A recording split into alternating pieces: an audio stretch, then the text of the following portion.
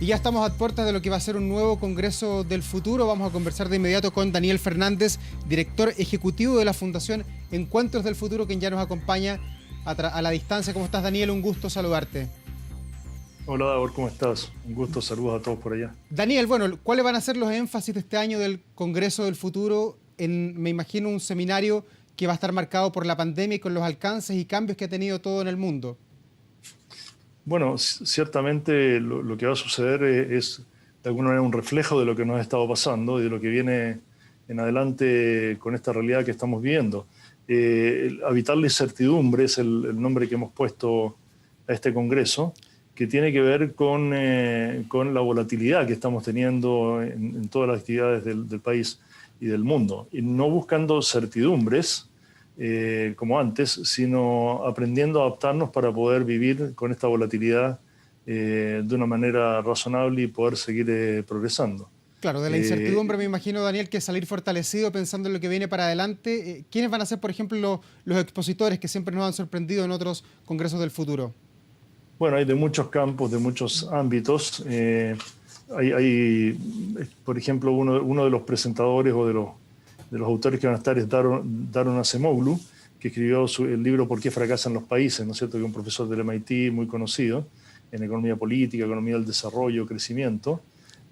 Otro estrella, podríamos decir, ¿no es cierto?, es Joseph Stiglitz, que ganó el premio Nobel de Economía hace un tiempo. Luego está también Panti Lee, que es una experta en comunicación, que facilita colaboraciones que en general son improbables pero efectivas entre comunidades, activistas. Es decir, es una gama amplia, tenemos varios premios Nobel también. Tenemos físicos teóricos como Kip Thorne, que es un premio Nobel en física, conocido por contribuciones en el campo de la física gravitacional y la astrofísica.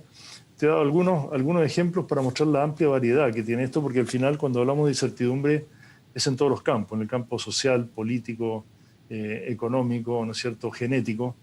Una de las expositoras ha estado estudiando la forma en que la conciencia podría ser llevada a medios digitales, lo que representa de alguna manera una inmortalidad de nuestro pensamiento, de nuestra mente. Es decir, es una visión muy, muy amplia, pero de un futuro que no está tan lejano y que cada vez es más cercano, ¿no es cierto?, en nuestra vida diaria. Y en la práctica, en la puesta en escena, Daniel, ¿cómo va a ser este Congreso del Futuro? En años anteriores hemos visto que la gente se pelea muchas veces por ir a escuchar en vivo y en directo las charlas de los exponentes. ¿Este año va a haber algo presencial o es todo online por la pandemia? Es todo online a través de sistemas digitales, con los expertos en sus lugares, ¿no es cierto? Para el caso de los expositores chilenos va a haber un lugar específico, una escenografía 360 muy bien habilitada para que podamos hacer transmisiones de buena calidad en Chile. Y la gente va a poder acceder por sistemas tipo Zoom u otros. Quiero decir sí que en los 9 años de existencia que ha tenido el Congreso, porque este es el número 10, nosotros hemos tenido más de 5 millones de conexiones virtuales. O sea, uno puede decir que este es un Congreso ya virtual, televisivo, por así decirlo, por streaming desde hace mucho, mucho tiempo. Ha habido 150.000 asistentes presenciales, este año no va a haber asistentes presenciales, pero lo que te quiero marcar, ¿no es cierto?, es que más que un Congreso presencial, es un Congreso que ya se hacía virtualmente y por lo tanto en ese sentido no va a cambiar tanto para las personas. Nuestros desafíos son las conexiones que funcionen, que operen bien, con personas que están en todas partes del mundo y que tienen diferentes escenografías, por así decir, tratar de que la calidad de la transmisión sea de lo mejor posible, porque además muchas de ellas quedan grabadas, si ustedes entran al Congreso Futuro, la página, o a la Fundación Encuentros del Futuro, se van a encontrar con todas las charlas anteriores que ha habido en todos los congresos, o una inmensa mayoría traducidas además, o subtituladas, que ese es otro desafío que tenemos también este año en particular, ¿no es cierto?, traducir desde la distancia, no traducir donde está el expositor, sino traducir desde la distancia. Así que es un congreso muy, muy desafiante. Parte de las personas también que vienen, a propósito del tema de la pandemia digital, son gente que ha trabajado en Estonia, que es una nación que ha hecho todo digital, que no existe la burocracia en papel, que es algo a lo que deberíamos avanzar. Tanto gente que participó en las políticas como gente que participó en la programación para el desarrollo de las aplicaciones. Así que, como digo, estamos preparando todo. Esperamos que sea un congreso tan exitoso como siempre. Sí, Daniel, tú decías, bueno, hacías un repaso de lo que ha sido la historia también del Congreso del Futuro, que va a enfrentar su 10º ya encuentro acá en nuestro país.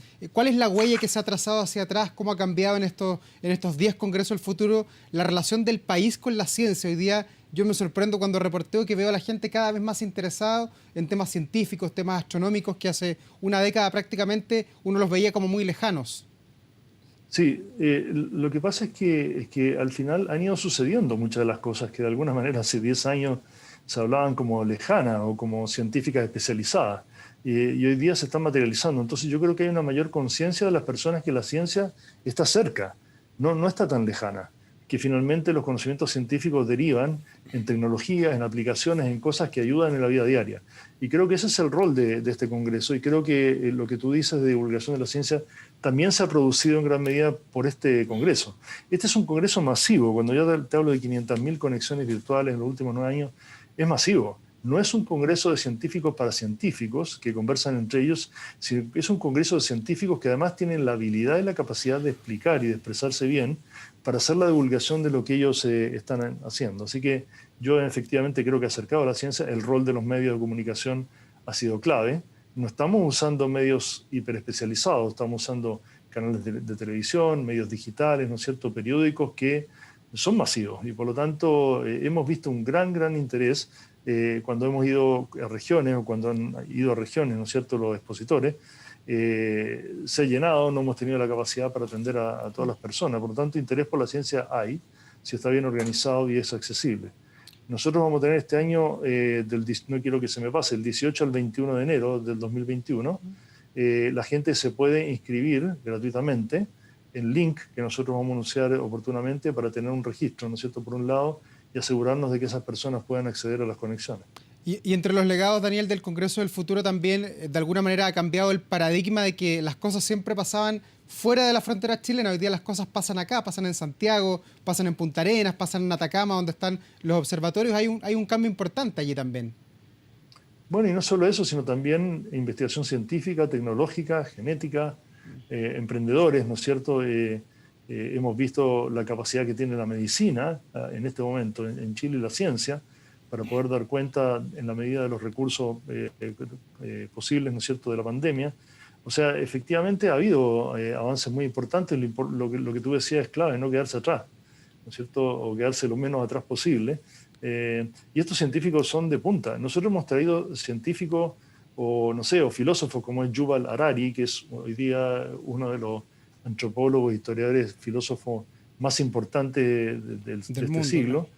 y del mundo, ¿no es cierto? Y es superventa hoy día, pero vino hace 5 años y lo escuchamos y lo escuchó un grupo de gente más reducido, pero él estaba hablando ya del futuro y hoy día, ¿no es cierto?, las cosas que él planteó se están materializando. Entonces, en efecto, creo que esto acerca mucho a las personas con el mundo que nos va a tocar vivir, que insisto, no consiste en ver cuáles son las nuevas certidumbres que vamos a tener que dar cuenta, sino cómo habitar la incertidumbre en el sentido de nuestra capacidad adaptativa y de volatilidad. Porque la gente dice ahora la pandemia se acaba cuando vienen las vacunas. Bueno, pandemias tenemos hace rato, cada 2 o 3 años, no tan virulenta como esta, pero estamos teniendo más. Por lo tanto, vamos a tener que navegar con esa historia y con esa realidad. Las pandemias existen, van a seguir existiendo, tenemos que aprender a adaptarnos, no podemos darnos vacunas contra todos los virus que existen sobre la Tierra, ¿te fijas? Entonces, la capacidad adaptativa creo que es clave en la gestión de la incertidumbre de lo que viene. Y la proyección que se puede hacer, Daniel, escuchando allí tú que estás más cerca de todos estos expositores, es que de aquí en adelante el mundo debería ser un mundo más global o un mundo más local donde quizás se exacerben más las identidades de los países, las restricciones y se termine lo comunitario que se proyectó con muchísima fuerza en los años 90 y al principio de este siglo. Bueno, aquí ocurre una cierta, podríamos decir, contradicción. Por una parte, ocurren aspiraciones autonómicas fragmentarias, como ha sido en Europa, ¿no es cierto? La ex Yugoslavia, como es hoy día con el Brexit, ¿no es cierto? Y los deseos de Escocia de independizarse, con todo lo que es la balcanización, Cataluña. Hay como un intento de recuperar las identidades originarias y eso está bien, las personas quieren hacerlo. Lo importante es que si eso sucede, simultáneamente ocurra una coordinación a nivel global, una cierta gobernanza a nivel global que dé cuenta de problemas globales. Hoy día la pandemia no es local, la inmigración no es local. Y si cada país pretende resolver solo cada uno de estos desafíos, no va a poder. O sea, si la pandemia no se acaba a nivel global, va a volver a reproducirse, porque la gente va a viajar, ¿no es cierto?, se va a transmitir. Entonces, uno de los desafíos, y tenemos también expositores en eso, es cómo hacer sistemas de gobernanza global, respetando las autonomías, ¿no es cierto?, y las identidades de los pueblos y de las naciones. Eso no está resuelto. Además, corresponde a nuevas mentalidades. Y aquí lo importante es que vamos a tener que cambiar la forma en que pensamos y concebimos el mundo, derribar ciertos paradigmas y aceptar más paradigmas que se llaman holísticos o globales, en donde el efecto mariposa famoso, ¿no es cierto?, de que una mariposa aletea en la Oceanía y se produce, ¿no es cierto?, una tormenta en la Antártida, efectivamente ocurren. Es lo que ha ocurrido, ¿no es cierto?, con esto que llamamos a veces efecto murciélago. Entonces, esa mentalidad es clave para poder entender cómo enfrentar los desafíos del futuro, que van a ser globales, pero ojo, respetando las identidades y las autonomías locales y las culturas, ¿no es cierto?, que existen desde ancestrales. Importante, Daniel, para que no nos confundamos, este Congreso del Futuro va a estar marcado por la pandemia, pero los temas no son la pandemia. Ahí está revisando ahí la cantidad de expositores, los temas, hay de nuevas energías, experiencias en África, cosas que han pasado en Europa y de todo, como siempre. Es que lo que pasa es que si tú miras la trayectoria del Congreso y la historia de la humanidad, hay una cierta deriva evolutiva que tiene una orientación de mediano a largo plazo, que va ocurriendo. La pandemia es una alteración en ese proceso, pero no va a cambiar ese proceso evolutivo.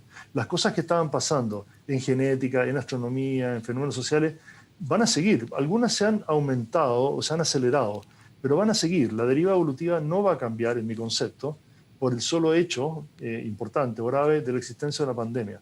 Hay temas de fondo que van a permanecer. Por lo tanto, ese hilo conductor del Congreso nosotros lo estamos manteniendo. Hablaremos de pandemia, pero no va a ser el centro, evidentemente, del Congreso.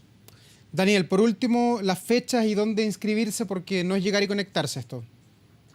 Las fechas son del 18 al 21 de enero, para todos los que quieran verlo por streaming. Luego hay eventos en las regiones donde hay académicos de regiones que se han estado preparando para temas específicos, para los cuales va a haber charlas específicas, y eso va desde el lunes 18 de enero hasta el jueves 21 de enero en Magallanes, Coquimbo, Valparaíso, Antofagasta, O'Higgins, Maule, Biobío, Los Ríos y Aysén. Pero la inscripción no hay que apurarse, hay que tener tranquilidad. Nosotros vamos a difundir por todas las redes sociales, a través de ustedes mismos vamos a pedir la inscripción a través de un link especial que estamos generando, porque no queremos ahora atochar un sistema que está en preparación. Así que todos van a poder tener acceso al Congreso. En general, nuestras plataformas han sido buenas, la gente ha podido conectarse en las diversas plataformas, pero esta vez vamos a poner un énfasis particular con mayor esfuerzo porque, bueno, todo el Congreso es a nivel digital y no puede fallar. Daniel Fernández, Así como siempre... Los invito desde ya, y quiero agradecer, Davor, a ti y al equipo por la oportunidad de haber podido contar esto. Así que los esperamos en enero. Por supuesto, y seguiremos conversando porque todavía queda prácticamente un mes para que parta este Congreso del Futuro. Este es un primer approach nomás para ir conociendo un poco de los temas. Gracias, Daniel, como siempre, muy gentil por conversar con nosotros. Gracias, un abrazo. Chao, buenas tardes.